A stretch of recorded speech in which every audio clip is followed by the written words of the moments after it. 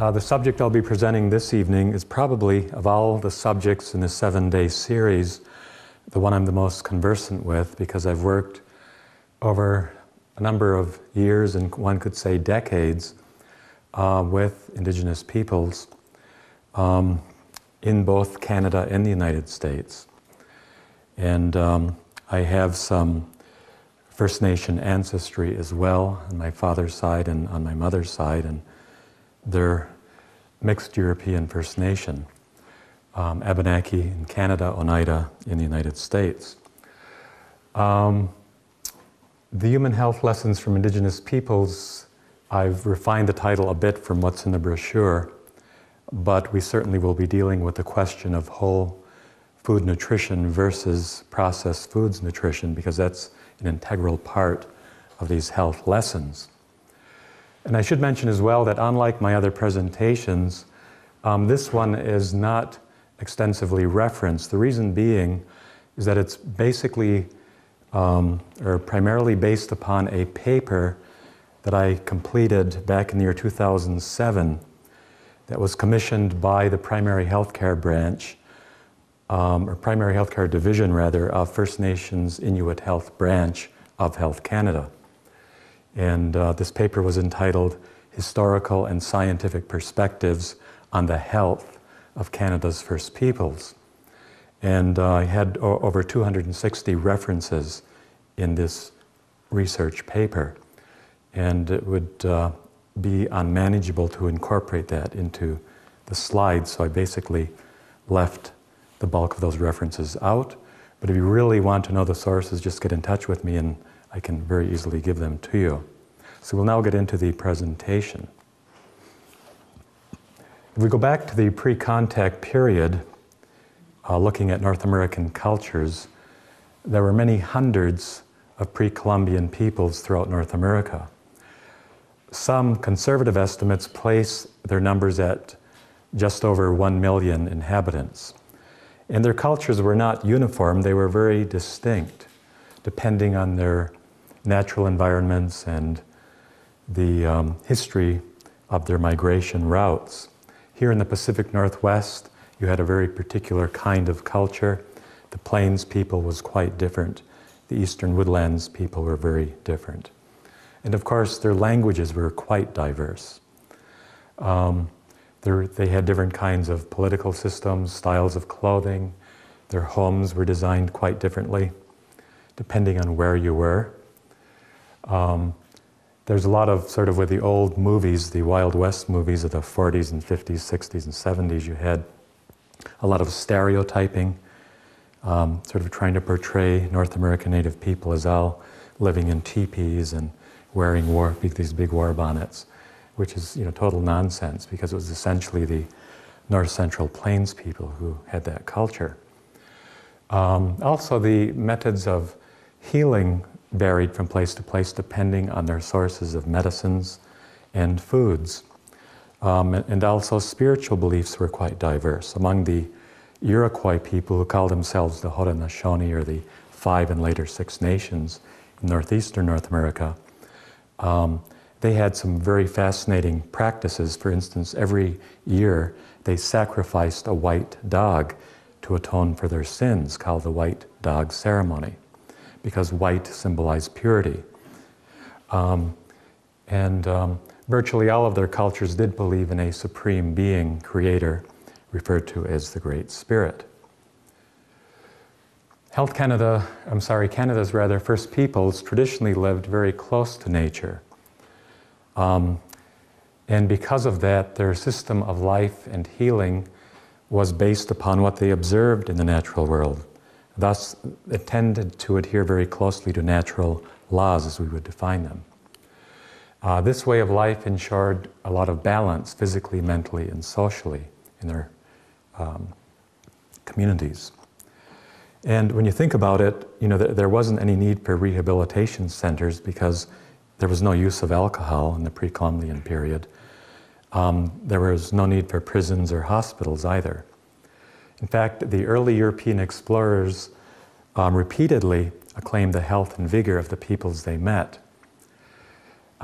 Many of the First peoples of North America practice agriculture. And a lot of this was brought up actually through trade routes prior to the time of Columbus, originating in the Andes in South America among the Inca, and traveled through Mesoamerica, through the Aztec peoples and into the American Southwest, and then spread to the east and north, mostly, to some extent to the Midwest and north.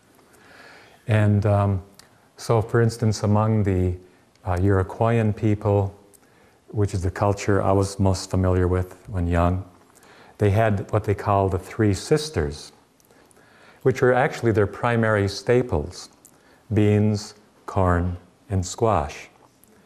And actually, because among these indigenous peoples, many tribal peoples in North America believed that the animal creation were related to them because they had a common creator. So they considered them, in a sense, their brothers and sisters. And they would actually apologize to the creature if they had to take its life.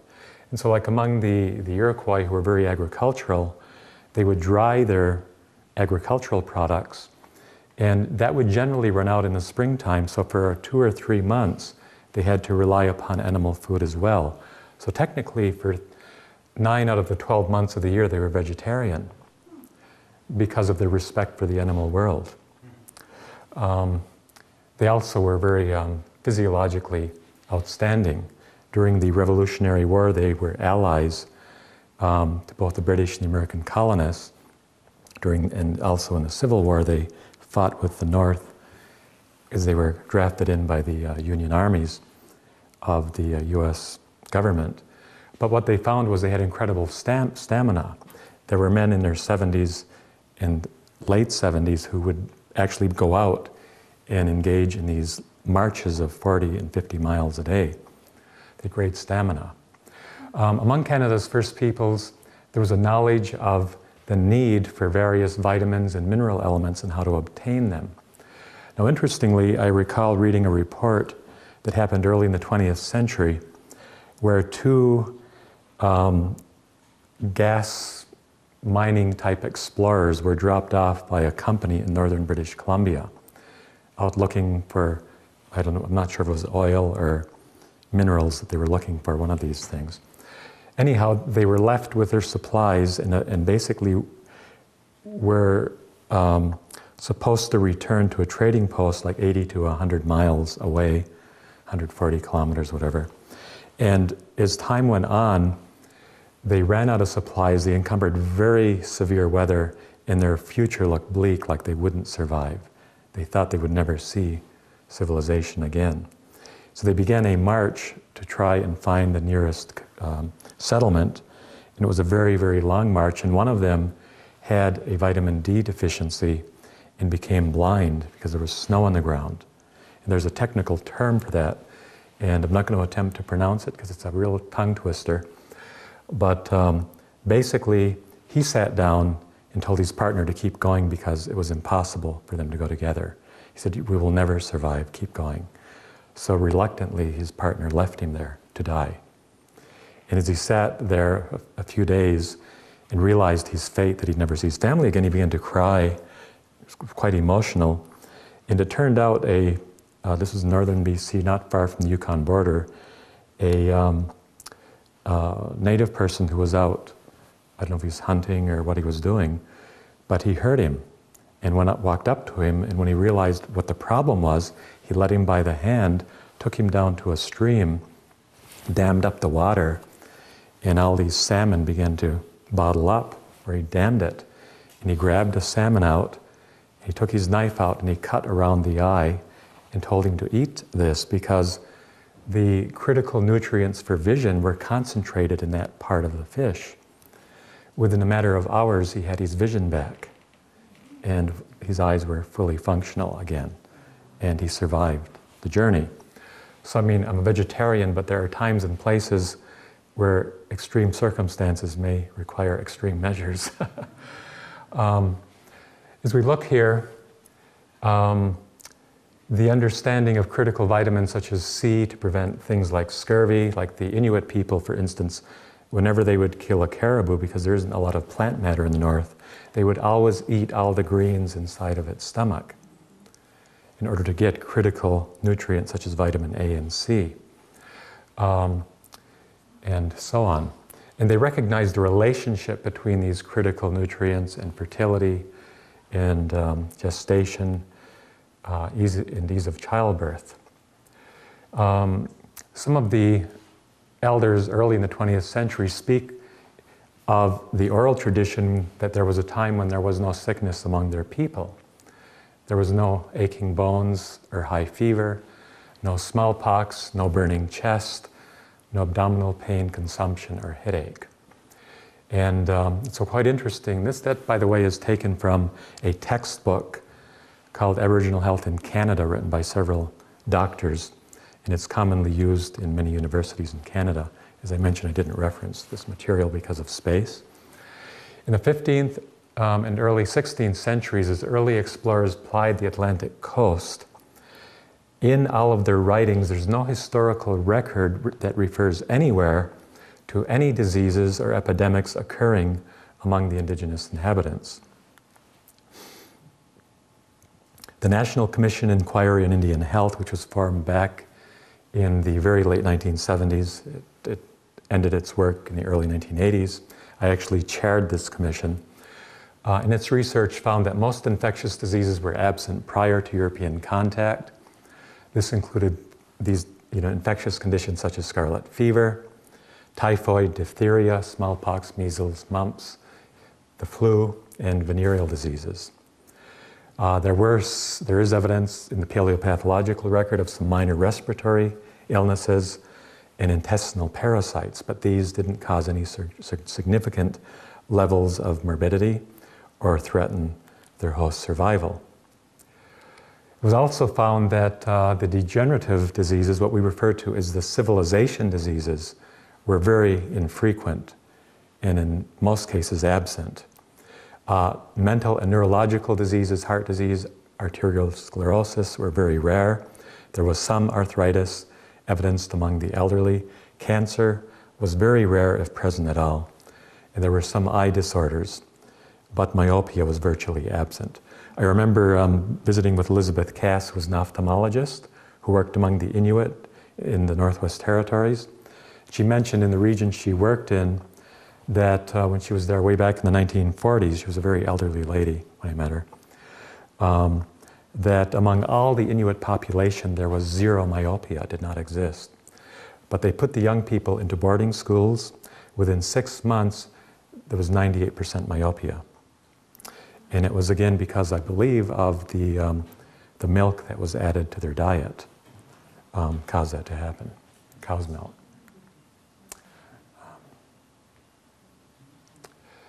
This is late 16th century, so we're talking late 1500s. As my testimonies have told me, it's very rare to see a sick body amongst them. And they further assured me they've never seen any man there shaking with the palsy, toothless, with their eyes drooping or dropping, or crooked, or stooping with age or because of age. Edgar Lee Hewitt, who was a researcher on pre-Columbian North America, said, in bodily proportions, color, gesture, dignity of bearing, referring to the indigenous peoples, their race is incomparable, free from our infectious scourges, TB and syphilis, and resulting physical deformities, as well as mental degeneracies. Probably also free from leprosy, scrofula, and cancer. It is safe to say that nervous prostration was unknown to the Indian. This is Eric Stone, author of the book American Indian Medicine. Laskiel, who was a medical practitioner in the 19th century, examined a man whose face had been torn away, his rib cage crushed, his limbs ripped, and his abdomen disemboweled by a bear, yet had been able to crawl 4 miles to his village, and in 6 months had completely recovered, except for extensive scarring. Such records could be continued almost indefinitely, as all observers were so impressed by this ability to survive terrific wounds that hundreds of cases have been reported.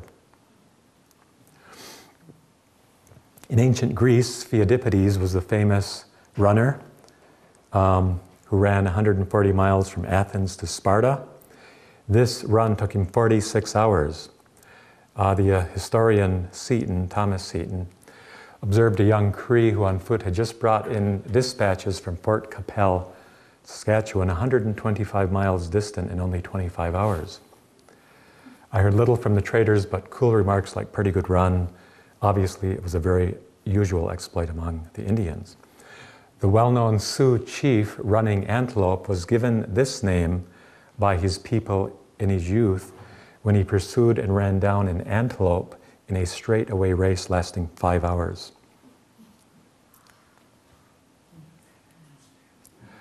Now, dental pathology is considered a trustworthy marker of both disease loads as well as nutritional stress.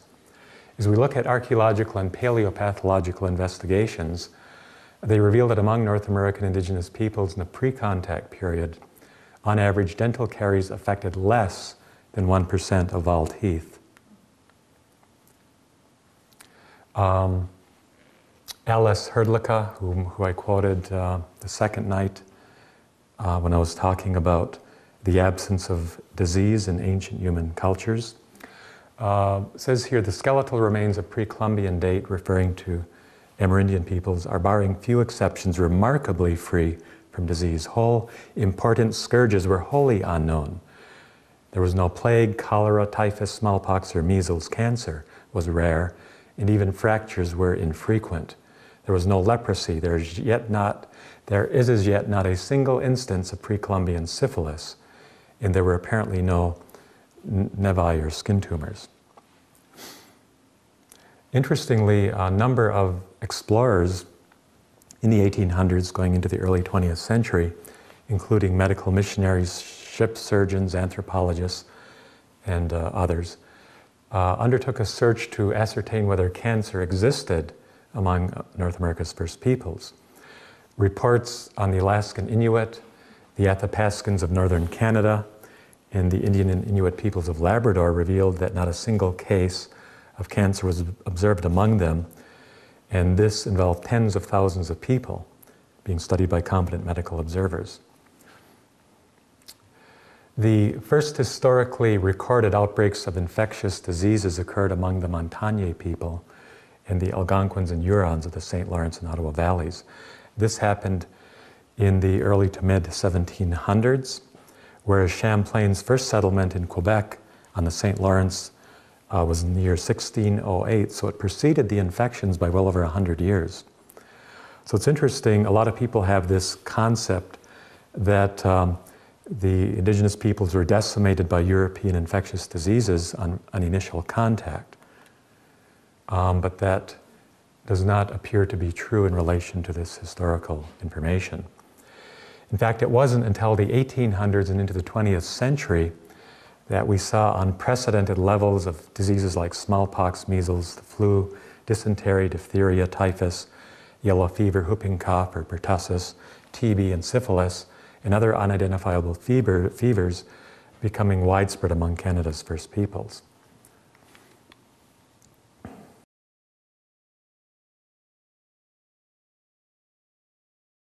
Interestingly, if we look at the patterns of disease, the trade centers became the nucleus for where disease outbreaks took place and the central points of diffusion of epidemics along trading routes that went into the more remote areas.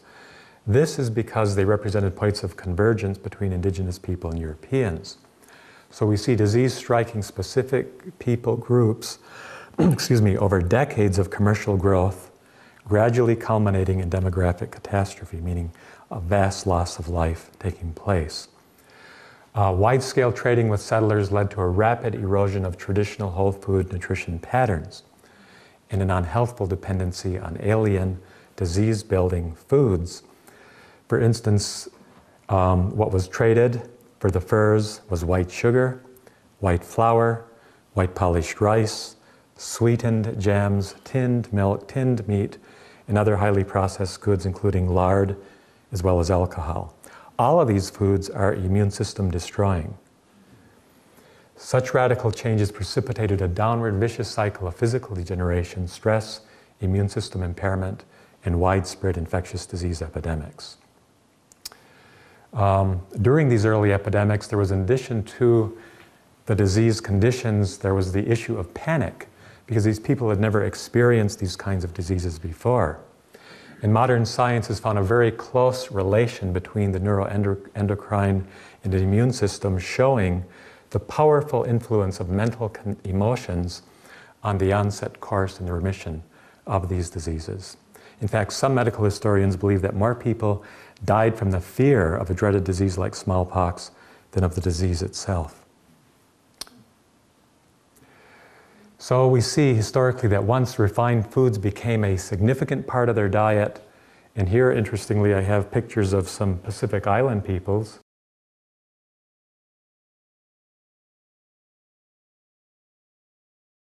These are actually Maori, I believe, from New Zealand. It happened to them as well.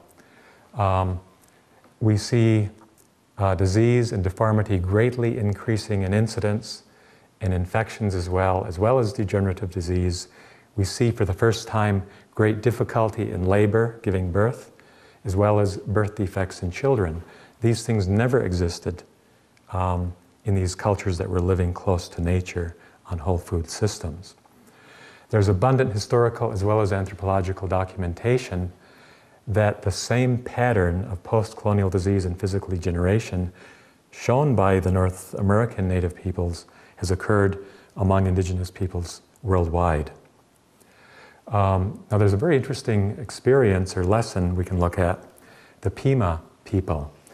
In recent decades, the Pima Indian people of the US Southwest have been living on highly processed and high-fat foods, and also following a sedentary lifestyle. By contrast, their Pima cousins who live across the border in northern Mexico follow the traditional Pima lifestyle, a diet low in animal fats, high in whole foods, mostly complex carbohydrates like beans, corn, and squash, and engage in abundant daily physical activity. The US-based Pimas have what is considered to be likely the world's highest rate of obesity and diabetes, while over 90% of the Pimas in Mexico are completely free of these diseases. And virtually, almost all the Pima of Arizona have these conditions. So again, it's not our race, it's our habits and our nutrition patterns. The overall health of Indigenous peoples in Canada further deteriorated because of a lack of access to a lot of their traditional foods. They lost clothing sources from the land. Traditional ways of life and economies collapsed. Confinement to small plots of land with limited resources and livelihood. We have to bear in mind that people need a purpose in life to be healthy. And if you wake up and you don't have a purpose, the depression and lack of motivation that results can have severe physical consequences. There are also limitations in terms of natural sanitation, and long-standing norms, values, social systems, and spiritual practices were undermined or outlawed. Let's look for a few minutes at traditional health systems, and I also mentioned taxonomies. These traditional systems were very well thought out and very scientific. It's interesting, on the plant side, we talked about agriculture the other night.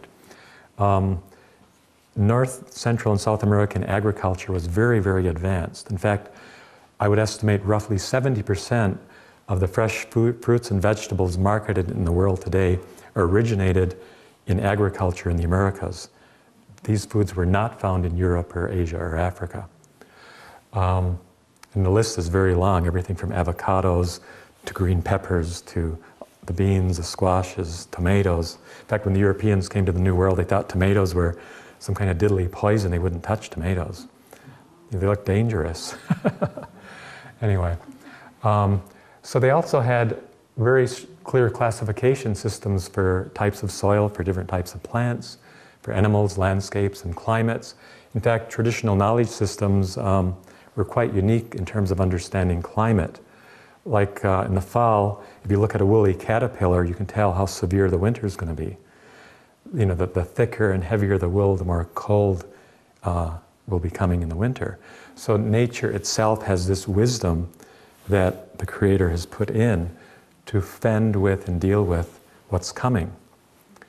So we see here an understanding that both foods as well as what we refer to as medicines were healing to the system.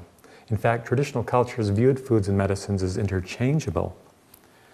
In the spring, for instance, the Iroquois have the Strawberry Festival because they recognize strawberries are very healing to the system and they help eliminate a lot of the heavy waste from the heavy winter foods.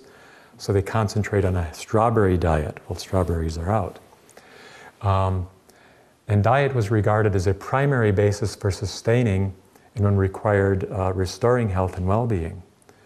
Thus, foods were carefully chosen for their medicinal or healing values. That's wild rice there. That's either Minnesota or Northern Ontario. Let's see here. You know, it's interesting, Western science we see as a great embodiment of knowledge. Well, interestingly, Balick, who's head of the New York Institute of Economic Botany, noted, and this was actually in Time magazine, I don't have the reference, it was in Time, that only 1,100 of the Earth's 265,000 species of plants have been thoroughly studied by Western science. 1,100 out of 265,000. However, as many as 40,000 plants likely hold medicinal or nutritional value for humans. And Indigenous people did have a very intimate working knowledge of many thousands of these plants, unlike Western science. When using plant medicines, therapeutic decisions were based upon the properties as well as the synergistic action of whole plants. I'm sure some of you have heard of Essiac for cancer. That was a mixture of like 5 different herbal medicines. Herbal medicines are unique though because one herb, for instance, and we'll talk about it later on, I'll show you a unique herb, because we don't have time to go into herbs, there are thousands of them, but just as an example. Like Western juniper, which the Gitscan people here in British Columbia use, as well as people right across the country wherever junipers grow. You know, it does a whole range of things for the human body, at least close to a dozen different medicinal properties. Whereas Western drugs are always targeted to treat one disease or one symptom. And also have all these toxic effects. When the Creator made plants, He knew what He was doing. And He put into these plants properties that would attenuate any toxic elements in them when He intended them to be used as a medicine. But what Western science does, it'll see some alkaloid and extract it, refine it and concentrate it and put it into a pill that's after it's patented, and then they market it as a drug. The problem is when you do that, you're asking for trouble because we've been counseled, what has been put together, do not tear asunder. It refers not only to marriage, it refers to the natural properties of healing plants. So let's continue here. The goal really was to reach balance within the system. And here we talk about juniper. There's a photograph of Western juniper. The conifers, including juniper and yew, which bear berries and not cones, were used to treat colds, wounds, inflammation, burns, sore eyes, rheumatism, headaches, and insect bites. Willow bark was widely used to lower fever and to lessen pain. Cherry bark was widely used as a sedative or relaxant, similar to some of the more modern relaxants like valerian. Cherry bark was widely used as I'm sorry, I already said that one, didn't I? Yeah. Yellow spine thistle was employed to treat burn injuries. We'll look at a few more samples. Yarrow, milkweed, calamus, sagebrush, and the mint family were used for a wide range of ailments throughout all of North America. Horse mint was used to alleviate back pain and reduce fevers, chills, or inflammation. And American ginseng is an adaptogen used to reduce stress, to aid in healing infections like the flu. It was actually first introduced into China in its traditional medicine system back in the 1700s. So we all think of it as a Chinese medicine, but it actually originated here in North America. Now we're going to look at just one more herb before we leave the herbs, because we can't go into the herbs, there's just so much. But echinacea, now that particular title I'm using is actually based upon the title of a scientific article published by the Department of Anatomy and Cell Biology at McGill University, Montreal. And they refer to it as a miracle herb against aging and cancer. We always think of echinacea as, well, preventing the cold or a flu.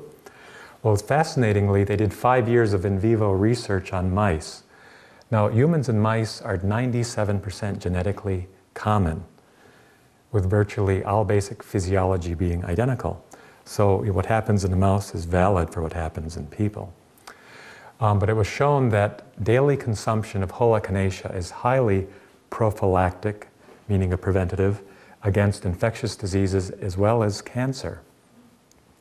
It's a powerful NK or natural killer cell stimulant. Now what was fascinating is a person ages, they progressively slow down.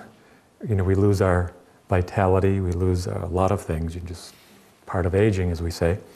The first line of defense of the human body are the natural killer cells. And as we age, our body produces less and less and less and less killer cells, natural killer cells. And not only that, not only do we produce less, but the killer cells being produced in older age are not as efficient, not as effective. That's why it's the older people who generally come down with the cancer, because this line of defense is diminishing.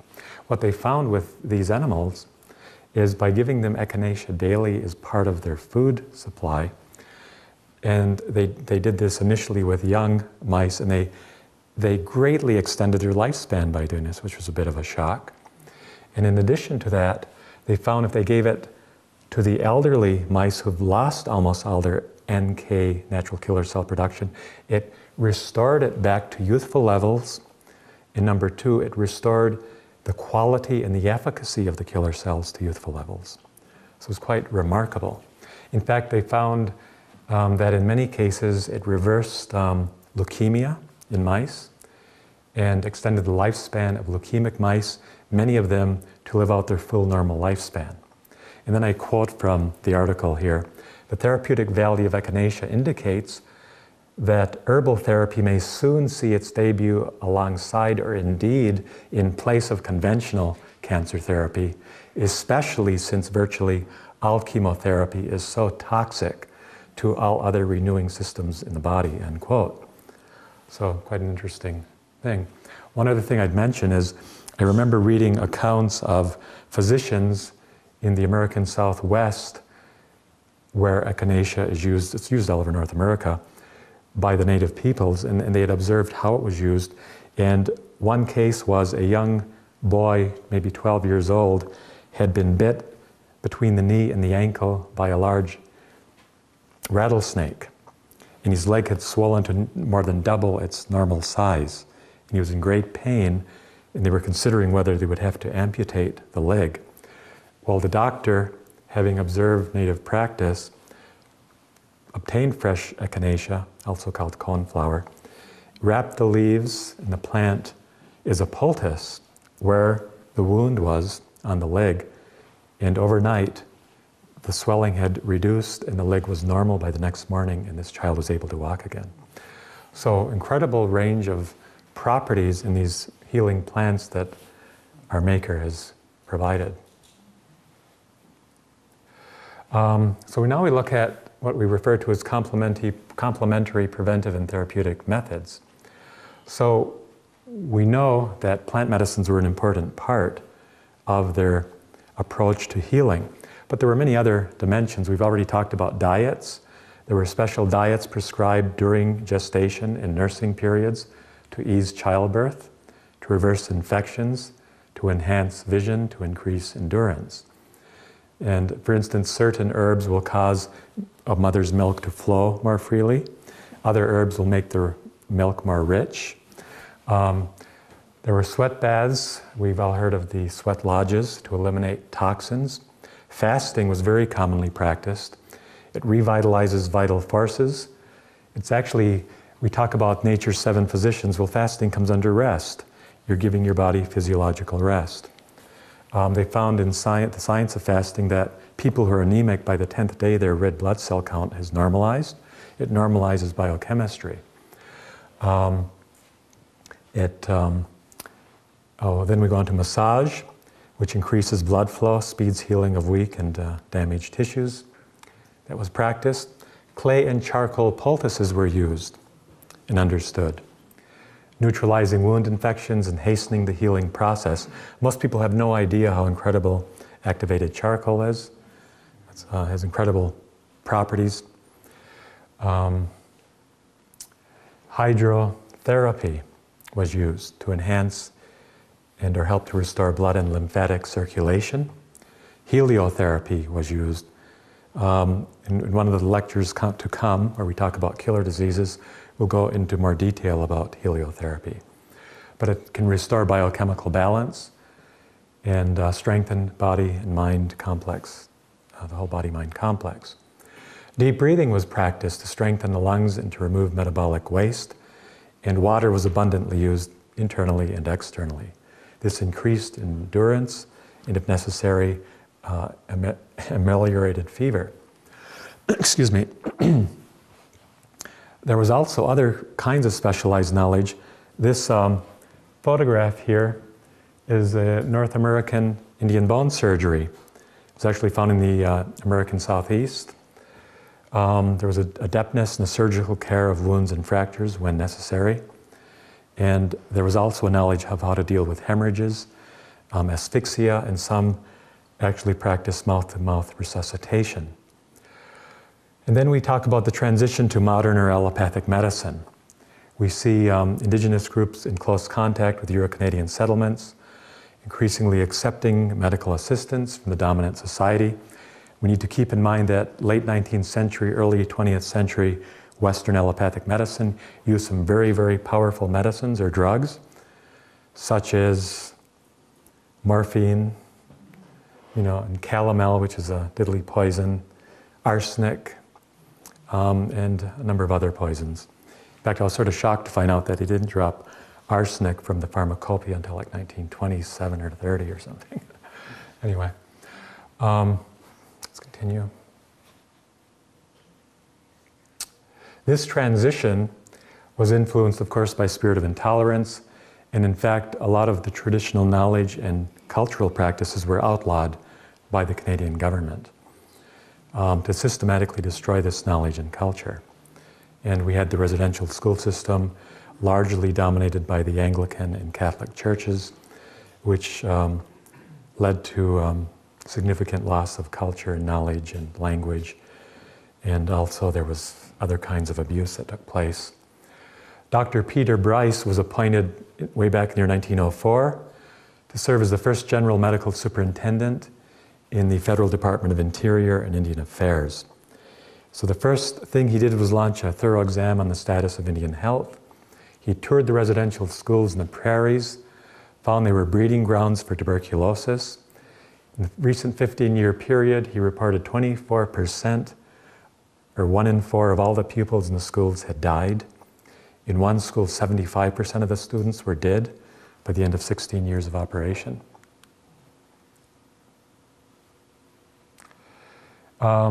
He also found that the population was regressing, not increasing. It should have increased by 20,000 by between 1904 and 1917, but it had actually had a decline of over 1,600 people. 1922, in outrage by what he'd discovered, he published privately, because he couldn't get government funding, a book entitled The Story of a National Crime, in which he talked about indigenous peoples dying at a rate more than double that of the general population, and in some provinces, a 300% greater death rate.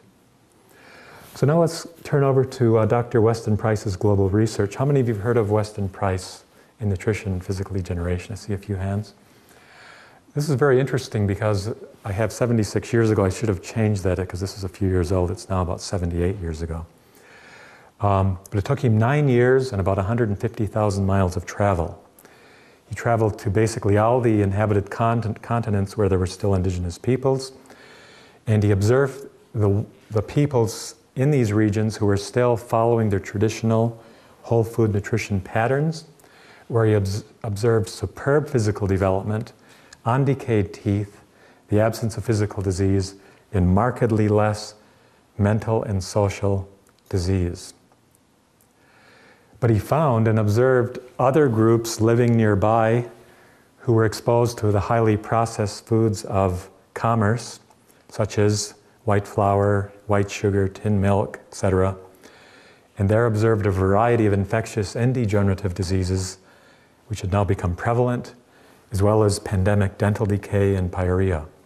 He also saw a marked increase in women experiencing complications during pregnancy and childbirth. He traveled to northern Canada, to the Yukon Territory, in the Pelly Mountain region. He examined, and these were people still living on traditional whole foods, he examined 2,464 teeth of 87 native people, and out of that vast number of teeth, found only 4 with any dental decay.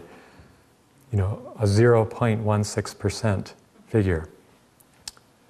And there was also the absence of both degenerative and infectious diseases in this population group. He then traveled downriver to the Stikine River, which I think crosses over into BC, in the Yukon.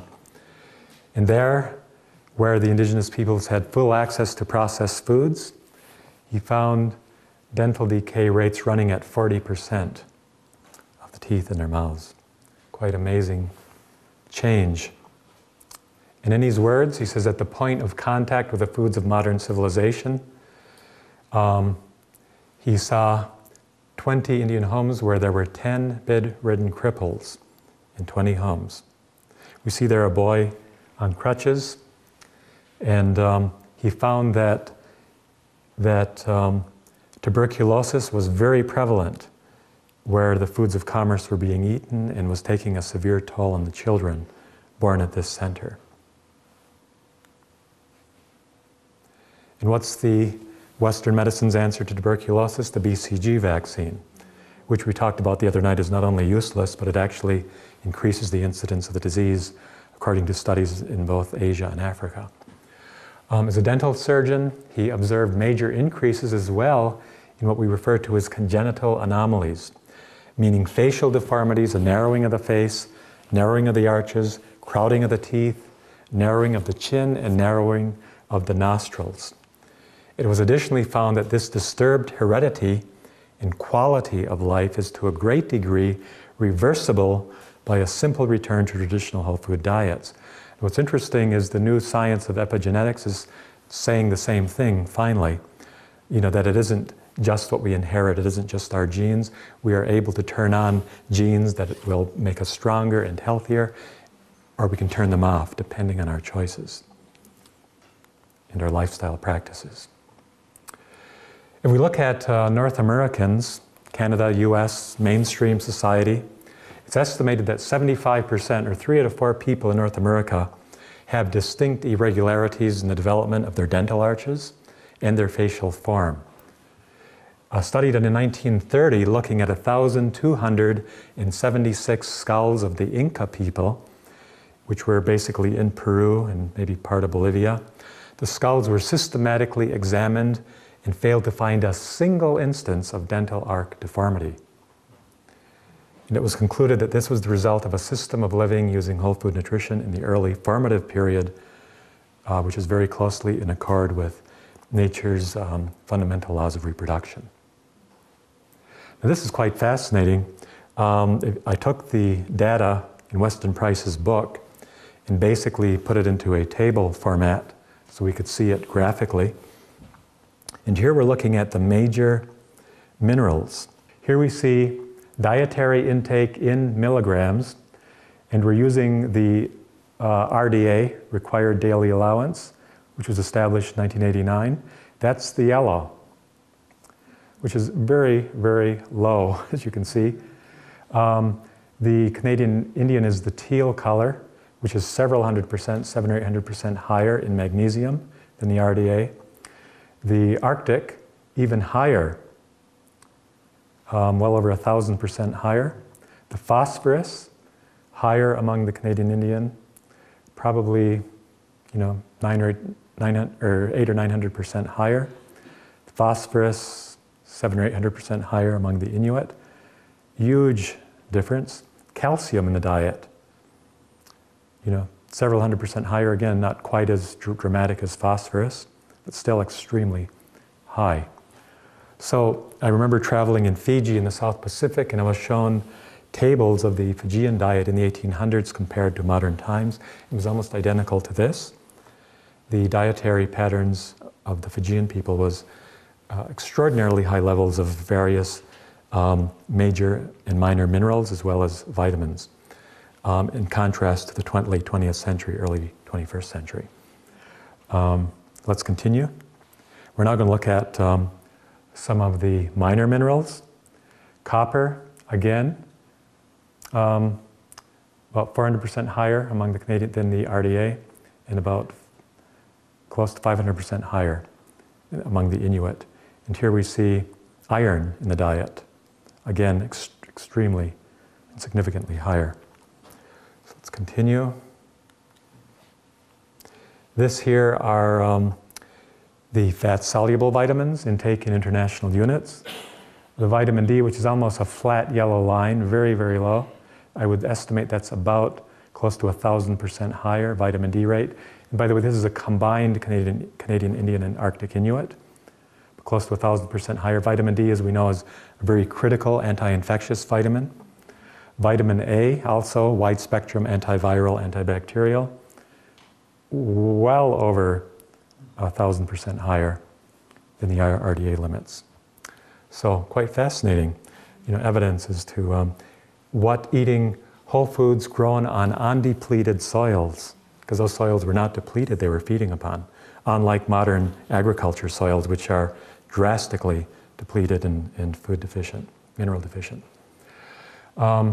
So we now see this growing epidemic of degenerative diseases occurring. By the mid-20th century, we see a range of diseases that did not exist traditionally taking place. Diseases like obesity, hypertension, diabetes, arthritis, ulcers, gallbladder disease, heart disease, cancer. These diseases were virtually unknown in their traditional cultures. But today, these diseases are being experienced by Indigenous peoples at rates that are even greater than the mainstream population, which I think is a considerable tragedy. The U.S. Indian Health Service expends over $3 billion using allopathic medicine to deal with these health needs and conditions for American Indians and Alaska Natives.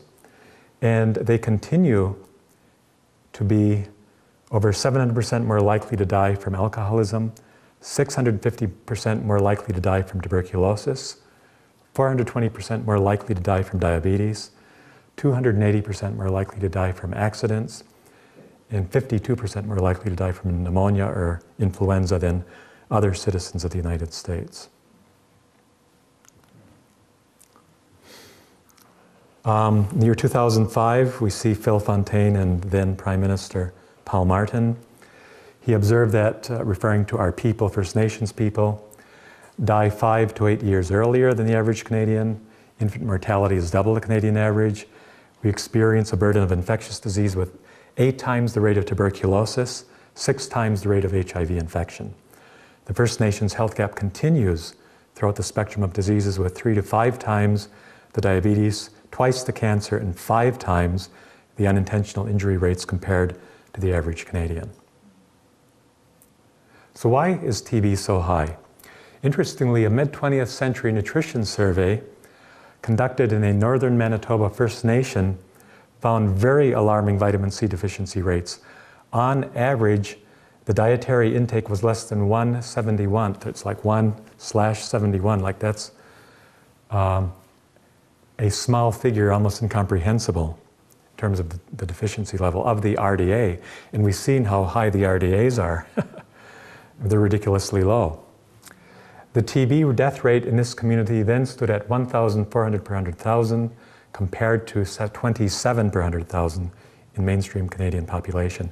That's over 50 times, that's like 5,000% higher than the general population rate. So we see greater incidences of diabetes in First Nation men versus Canadian men. We see higher rates of diabetes among First Nations women, significantly higher than the white being mainstream. Very, very high, several 100% higher, especially among women. We see cancer rates in First Nations escalating and now being higher.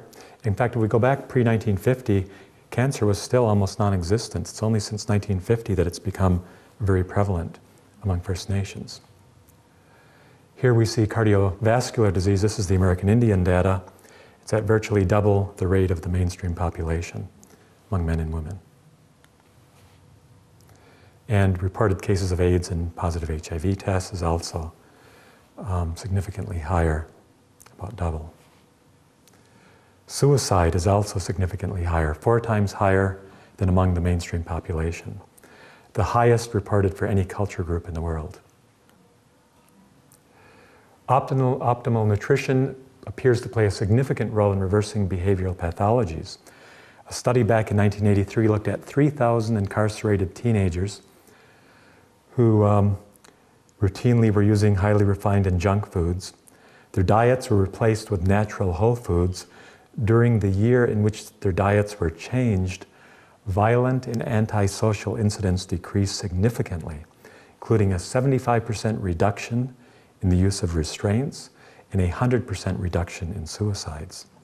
So nutrition plays a very pivotal role in mental health and behavior. So where lies the answer? Health and disease. We're coming to the end of the presentation.